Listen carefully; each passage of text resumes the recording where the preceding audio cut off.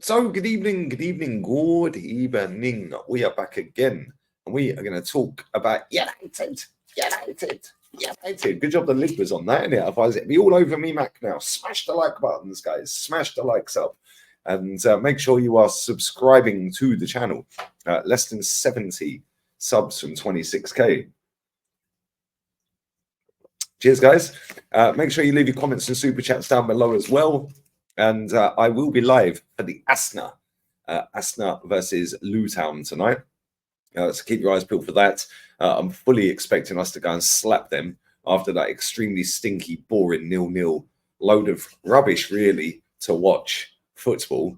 I'm expecting an absolute masterclass at the Emirates tonight. However, if you expect nothing, you can't be disappointed.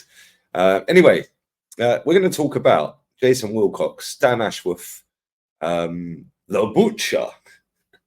Let's start with the Butcher. The Butcher. Lisandro Martinez, guys, is injured again. Victor Lindelof is also injured as well. They're both out for a month. He sustained a calf strain in training, Lisandro. Not quite sure how this guy is getting injured all the time. It makes no sense to me. And what are his calves made of? Because I think this is the second or third calf injury he's had since he's been at United. And he's barely played any football. I think he's started 7 games this season. It's actually baffling. What are they doing in training? Because to get an injury in training, what are you doing? I know players can get injured, of course, but they're either rushing this guy back too quick, which is why he's getting another injury so quickly, or they're overworking in training. And judging by the state of their performances on the pitch, I very much doubt it's overworking in training because they are trash. Let's just be real with it. But he is out for a month. Lindelof is out for a month. They got proper Chelsea tomorrow. We will be there, guys, on here. Watch along Central. So make sure you come and check that out as well. But they're gonna miss the next 5 league games and the FA Cup semi against Coventry on April 21st.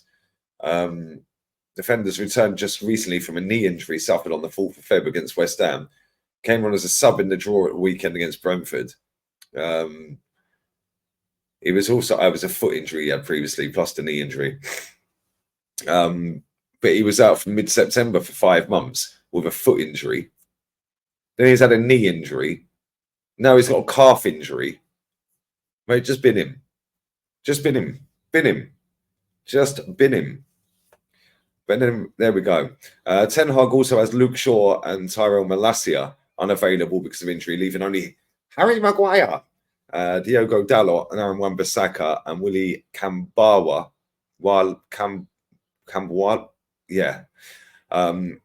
as the fit recognised defenders. He may be forced to field Casemiro, also a replacement at Brentford due to his own recovery from injury. He may have to play him in central defence. Wow. It is what it is, guys. That club are kind of finished. But they are trying to, however, change that.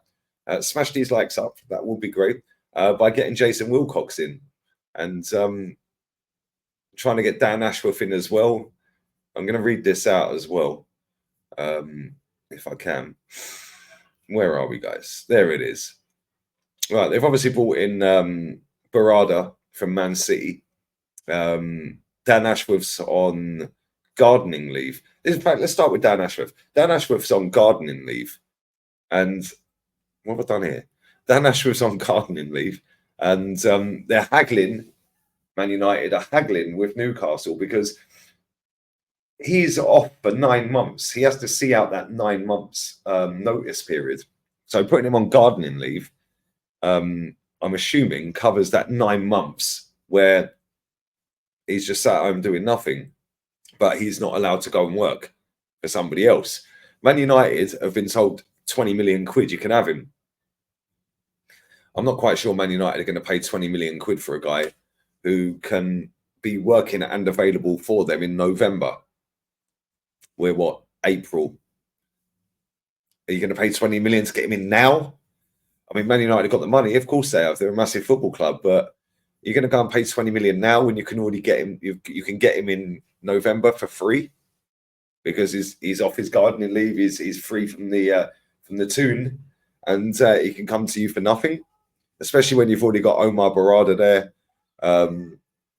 Wilcox looks like he's about to join. He handed his resignation in, offered his resignation up yesterday. And again, another one. He's got a quality track record. I didn't realize how good his track record was. He was the under-18s coach at Man City that got him to 2 Youth Cup FA Cup finals, albeit he did lose them both. But this is where I say he's got a good record. In his time there, as the under-18s or youth and all of that, because he went on after that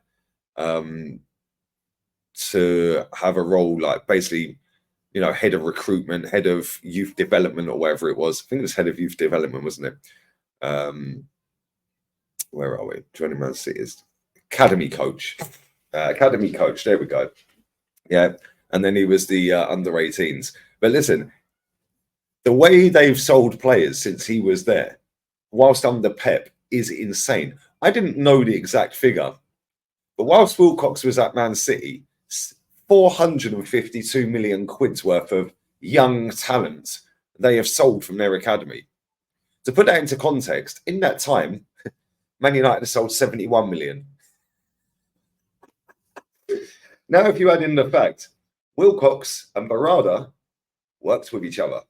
So straight away, you know you've got 2 good heads there. 2 good members of staff there. Now adding down Ashworth, all of a sudden it's looking kind of cool. I can't lie.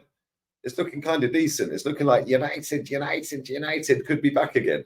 And you know they've got the money. They can throw stuff at, like they can throw as much money as they want. But they've got to make sure that they got everyone in the right spots. Everyone's all aligned. Yeah, the stars are aligning. The curtains on the wall. Then what they got to do is decide which manager to get. That's what they got to do. And yeah, it's going to be very interesting to see this rebuild at Man United, because I want to know how long it's going to take. I want to see it unfold. I want to see what type of players they're going to go for, what type of recruitment, what type of manager, what type of style of football, how quick they'll hire and fire people if they're not doing their jobs properly. Because it's all well and good, the Ratcliffe PR train pushing all this stuff out there. And whilst it's obviously good for Man United fans, because it's like, right, it looks like we're getting the right people in the right spots now. That's great. But now it's got to come to fruition. Now you've got to get it right on the pitch. Now you've got to start winning stuff. This is Man United Football Club. This ain't some Tin Pot Mickey Mouse tiny football club. This is one of the biggest clubs on the planet. And they've got to go out there and they've got to go and buy some proper players. They've also got to fix their stadium because that stadium is trash. They've got to fix the roof, the leaky roof. They've got to get the toilet sorted, get a plumber because it's piss everywhere. It stinks. There's rats running around on the pitch.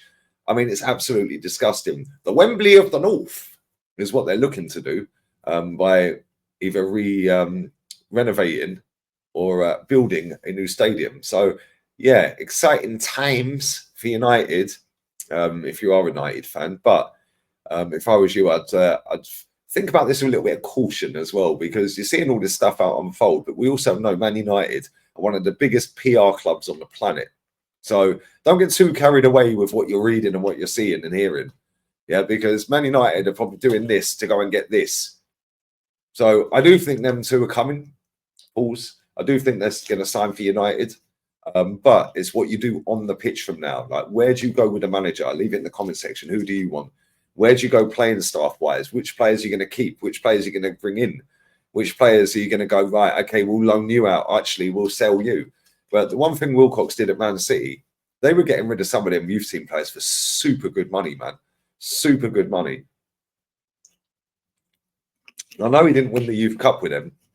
Got to 2 finals, both against Chelsea. And Chelsea won about 5 in a row, 4 or 5 in a row. So, listen, Chelsea were relentless back then. But listen, leave all your comments down below. Let me know your thoughts on all of that. I'd love to know what you guys think. Who do you want to see as next manager at United? How good do you think this Wilcox, Ashworth and Barada link-up's going to be? Because it does look like it's going to happen. And, yeah, are you excited? or are you cautious? Because listen, this is still owned majority by the Glazers, and they're snide, they're rats. In fact, they're cucaracha, cockroach, they're cockroaches, and I wouldn't trust them as far as I could throw them, if I'm honest, if I was a Man United fan. So listen, whilst Jim is there, he also only owns about 20%, 25%. I think he actually owns 17%, because I'm pretty sure he bought 25% of the Glazers stake, which is 60 odd percent. So I'm pretty sure he only owns 17% of the football club. If I'm wrong, leave it in the comment section. However, I don't get it wrong often. Bosh. Anyway, now I'm going back to humble settings, humble beginnings. Make sure you are liking the video. That would be great. Sub to the channel. I'll be going live in literally 2 hours from now as I'm recording this. So yeah, make sure you come and check out the watch along with Ola and Matty tonight. Hopefully we go marching on, slap Luton and go back to the top of the table tonight. Adios. Ciao. Laters.